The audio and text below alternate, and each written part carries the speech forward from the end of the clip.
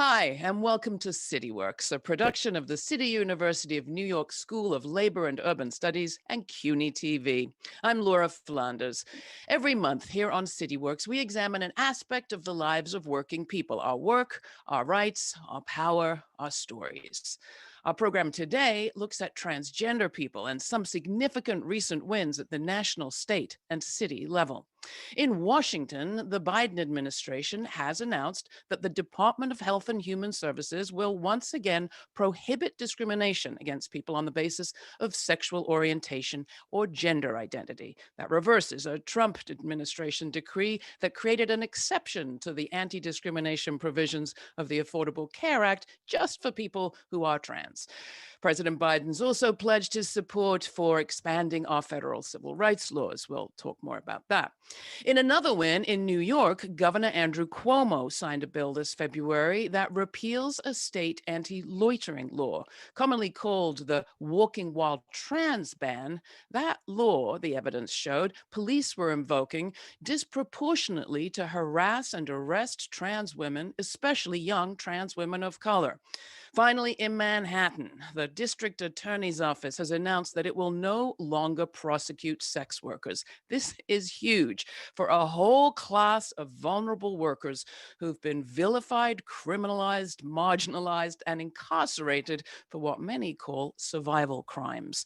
Advocates are calling this the kind of change our community's been hoping for and advocating for decades. So, what does all of this mean for trans workers, LGBTQ people, their co-workers, and everyone in this country? And what do these wins teach about organizing, community building, and the work, and dare we say love, that goes into that?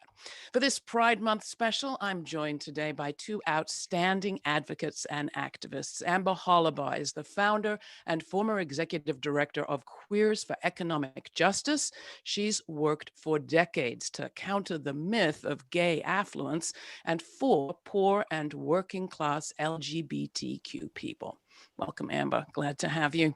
Thanks, Laura. We're also joined as well by Chris Hayashi, who has served as executive director of the Transgender Law Center since 2015. The center is the largest trans-specific, trans-led organization in the country.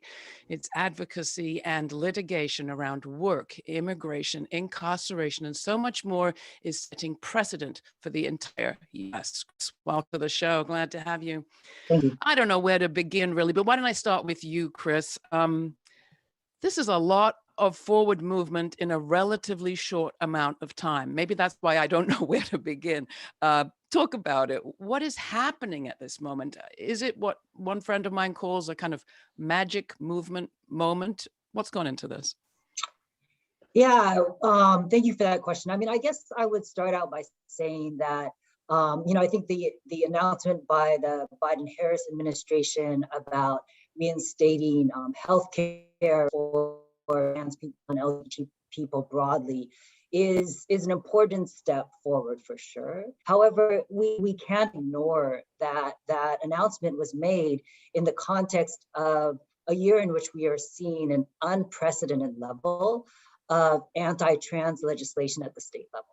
And we've been seeing these bills going on a good 6-7 years at this point, starting back in 2015-16 or so with the so-called bathroom bills that were happening across the country. And it's been the same pretty much every year up until now. And this year there are 33 states with over 100 anti-trans bills. And these bills are specifically targeting transgender young people, basically saying that transgender young people shouldn't be able to play sports like other students and shouldn't be able to have access to the healthcare that we all need, life-saving healthcare.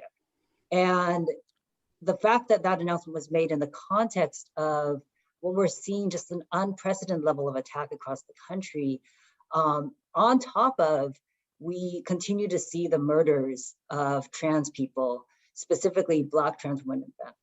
Isn't it, all of that is obviously true, Chris, but isn't it also important for movements like ours to claim some victories along the way? Absolutely. It's absolutely important. And I think that, for example, you were talking about the repeal of the walking while trans ban bill in New York. Huge, huge step forward. Yeah. However, it is a step, and there's just so much more that our communities deserve in order to So let me fully come to live our you, lives. Amber.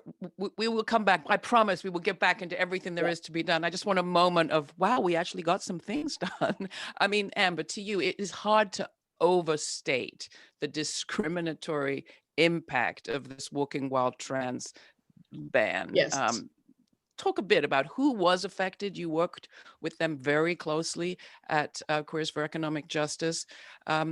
Whose lives are being changed by this and how? I think it's important to know that the original legislation, the original bill was meant around loitering, was set up to target sex workers, was set up to talk about prostitution without having to say it. So what you did is talk about the fact that people, quote unquote, shouldn't hang out on the street. And then it could be used like the stop and frisk to hit whatever communities you were most targeting in the police force or in any kind of legal activity. And so that was the originator. And I think it's important because queer people of all kinds and or people who are sex workers have often had to live on the streets. I mean, we live where we find ourselves economically. That is the reality of being homeless. It isn't like, oh, well, I don't feel like having an apartment.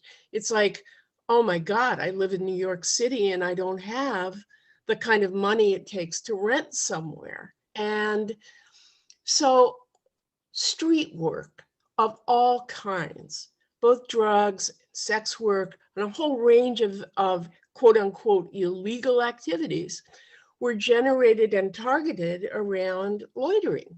That was the easiest, indiscriminate kind of way. What Chris was talking about, I think, is really fundamental because it is often trans women of color, especially Black and Latino trans women, who are the target of police activity that is unparalleled. And sometimes that is because you're also a sex worker, but it may just be that you're coming home and you get hit. And when we talk about hit, Chris, I mean, the testimony that people gave in New York and that people have been giving all around the country about what has been happening to them at the hands of the police isn't just being slapped in, cuffs and put in a van. It is abuse of a very graphic kind, a lot of sexual abuse. Can you talk a little bit about that? And also, just for those of us who are watching this, perhaps who are not as familiar with the statistics, when Amber connects sex work with being unable to get other kinds of work, what's the data for trans people and employment today? So the harassment, the abuse, the violence that specifically Black and brown trans women sex workers face at the hands of the police is horrific. I believe the statistic is that 9 out of 10 trans sex workers have faced harassment, violence at the hands of the police. We also know that for trans communities overall, that the poverty rates are astounding. I believe it's 2 times the poverty rate of the general population. Specifically for trans people of color, it's 4 times the poverty rate. Unemployment is huge for the trans community. So the larger picture is that while there's been a level of victories, while there's been an increase in visibility, that trans people in this country, specifically we're talking about Black and brown trans people as well, are continuing to struggle to survive on a daily basis. And this has just gotten worse in this time of COVID-19 and a global pandemic. And the conditions in which people are living and struggling have just gotten so much worse. One group that continues not to get a whole lot of attention, I think, Amber, is working class trans people Yes. and queer people, because we don't have a whole lot of working class people in our culture, period. At least not as the butt of jokes. Talk about the relationship between organized labor, trade unions, what we can think of as, workers and workers' issues, and the LGBTQ issues that you work on. I think that what Chris was also talking about is the way that different parts of populations disappear, are not ever named, if not in some stereotypical and usually rotten kind of way. And so working class LGBT people is an oxymoron because, as we know, all gay people are rich and most of them are male and they're all white. So, okay, so now we got the perfect gay person. All the rest of us, all the LGBTQs that don't fit that stereotype, fall further and further down the ladder. So we're less and less visible unless we're kind of a joke. So working people, the regular kinds of folks that drive a bus, work in a store, are, live month to month, try and make it manageable, economics manageable in a system that's out of control, capitalism, thank you very much.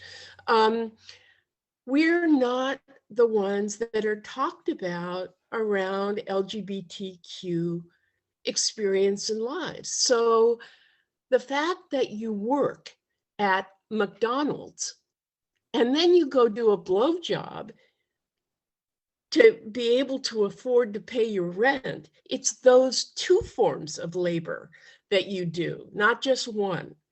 And you're working class in that labor, including sex work. People that do sex work regularly are sex workers and understand themselves that way, whatever they call themselves. But often there's a whole category, I think, particularly in queer communities, trans communities, where you do sex work or sex labor of some kind, and you do it sporadically. You do it because this month you're not going to be able to pay your rent or take care of your kids. I mean, those are the kinds of things that happen. And so while we're not seen as workers, what it means is that then the reality of being transgender, being a lesbian, being a gay man, being bisexual, being queer is never represented, is never understood. And that's what QEJ, Queers for Economic Justice, that I was the ED of and helped start, that's what we took on. Yeah. It's like gay people aren't supposed to be in homeless shelters. LGBT people are not supposed to be in systems that are about poverty and racism. And so we were completely invisible. We weren't invisible when we were riding a subway all night because we didn't have any place to sleep. Then every cop in the city was more than willing to bust us. You talk about this in your book, My Dangerous Desires. You're not talking theoretical here. No. You're talking your own experience. And I'm talking my own life. I was a sex worker for a very long time. And it wasn't something that I talked about in a feminist context or even an LGBT. And if I did, the assumption was that it was the worst thing that had ever happened to me. It was awful. Oh my God, we're so sorry. Otherwise, you would have never done it. And I feel like saying to people, you actually don't understand hard work. Because frankly, sometimes sex work was easier than working in a dry cleaning plant with the fumes coming up your nose every day, and you'd get home and you'd throw up and you wouldn't eat because you were sick. So, excuse me, but many of us have been and are now sex workers who are part of our communities, and we're never seen, Laura. Chris, again, this show is, I think, has got a disproportionately large labor audience, people who are members of trade unions. And I remember in her book, or their book, Stone Butch Blues, Leslie Feinberg, now Les Feinberg, talked about the difference being in a union made to their ability to hold down a job. In that case, a blue collar work job.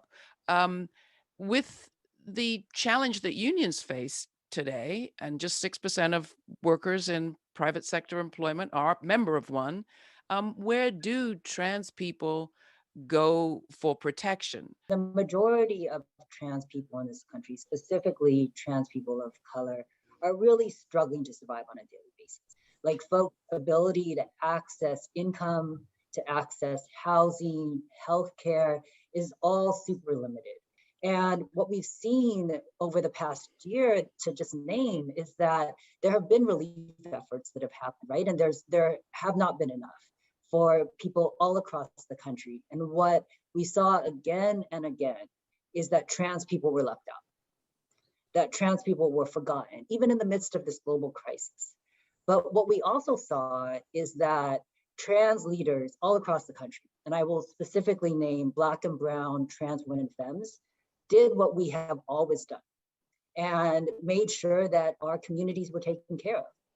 Folks organized in their communities locally to get food, to make sure people had housing, to make sure people had access to protective gear, because no one else was going to do it for us. And we saw that again and again. So groups like Brave Space Alliance in Chicago, the Transgender Intersex Justice Project here in the Bay Area, like literally going out into the streets and making sure that Black trans women and femmes, like Black trans sex workers in San Francisco, had a place to stay in the midst of a global pandemic because no one else was doing it. There's the forgetting, there's also the remembering. And I just have a question for you, Amber. You know, the Trump administration and many of its spawn out there statewide seem constantly to remember trans people. Yes. And carefully to carve out of protection and provision of care people who they perceive as trans. Can you speak to what you have come to understand about that? Like, why are they so, for lack of a better word, obsessed? They are obsessed. I mean, and I actually think it's about attacking the most vulnerable and the queer people that make you the most nervous. The ones that, the people in our communities that are least protected inside our own communities are often the least valued, even internally in the LGBT configurations, but also the folks that you think externally will make whatever transphobic, homophobic, racist legislation you're going to try and pull off the easiest to talk about, like Chris was saying. So, ooh, let's be scared about the bathroom. Oh my God, let's do a gender check before you can use the bathroom, you know, et cetera. We've seen it over and over again, which is why the loitering law was so useful, because you didn't have to name who it was you were going after. You just had to say the activity that made them vulnerable. So I think trans folks have been considered an easy target that a middle-class heterosexual community would be frightened of. But it also is important to note that it's often been trans femmes, often, who have been leadership in the opposition to those kinds of things and the broader perspectives that are used to attack our communities. Make the road by walking, doing other kinds of organizing work. Its leadership has often been trans embedded. And it's important, I think, to say that, especially, this is my dream.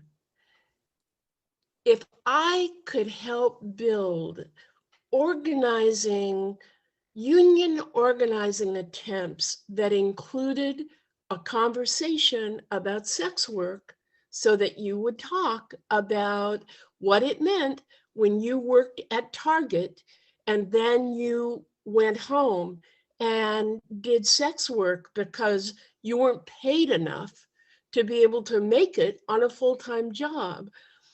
It would be my dream to be able to help build a union movement that honored sex work and understood that sex work in a variety of ways is the component of how a constructed economic life gets put together in this time and age, in a pandemic, in a time when there are not jobs for many, many, many people.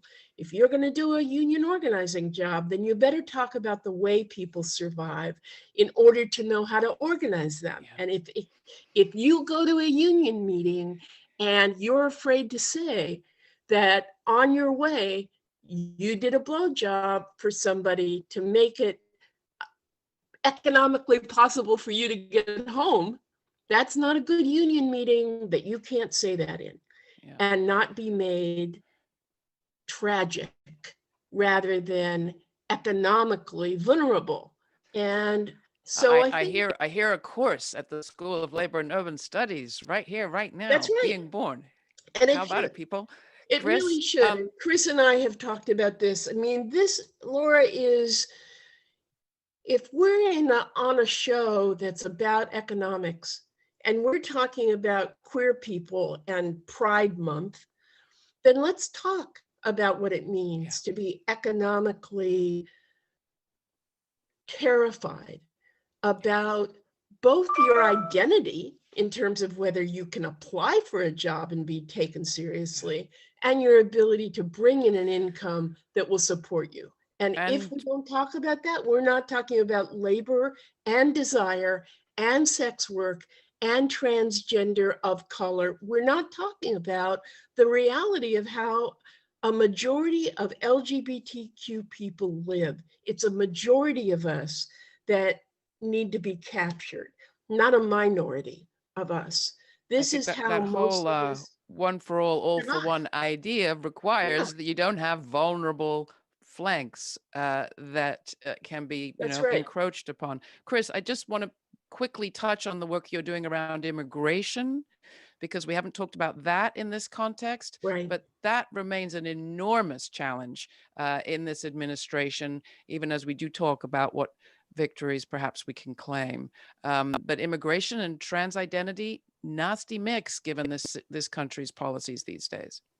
Absolutely. I do want to, though, add on to what Amber was talking about and the question you asked, because it's absolutely something that I think a lot about in terms of the attacks that are happening against trans communities that were happening under Trump, before Trump, and are happening now.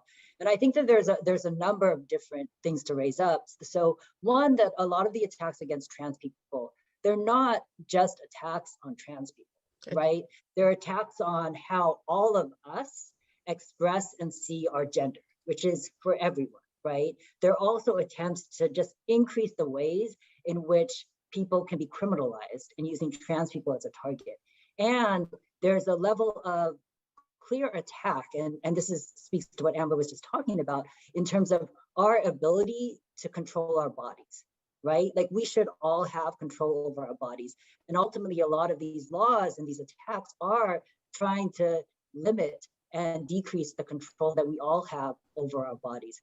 And the last thing I just want to say on this is I also think that what we're seeing now with these attacks, particularly at the state level, is that these politicians are trying to deflect attention from their absolute failure during this time of a global pandemic to make sure that we all have what we need to live and survive and thrive.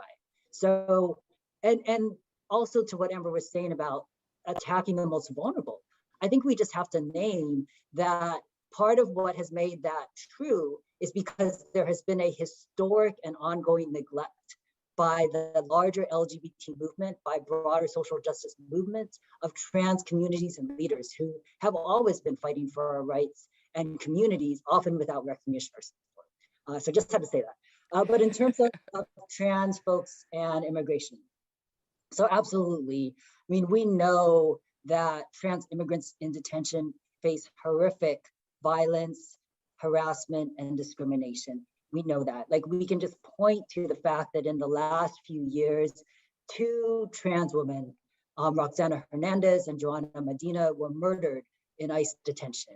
TLC actually has a class action lawsuit on behalf of Roxana Hernandez and her family. So we know that trans migrants face just horrific violence in detention. And what we also know is that trans immigrant leaders all across the country have been calling for years for an end to trans detention, for an end to detaining trans people as a vulnerable population, for ultimately an end to detaining everyone, and to abolish ICE. And what we're seeing now is that the Biden administration has an opportunity. They could end trans detention today. And we are calling on them to do so, and we are just waiting. Chris, Amber, I'm sorry we don't have another 3 hours to continue this conversation. It's been really great. Have a fantastic Pride. Out there, if you have questions, comments, you want to write to us, you can. cityworks@slu.cuny.edu. We'd like to hear from you. For CityWorks, I'm Laura Flanders.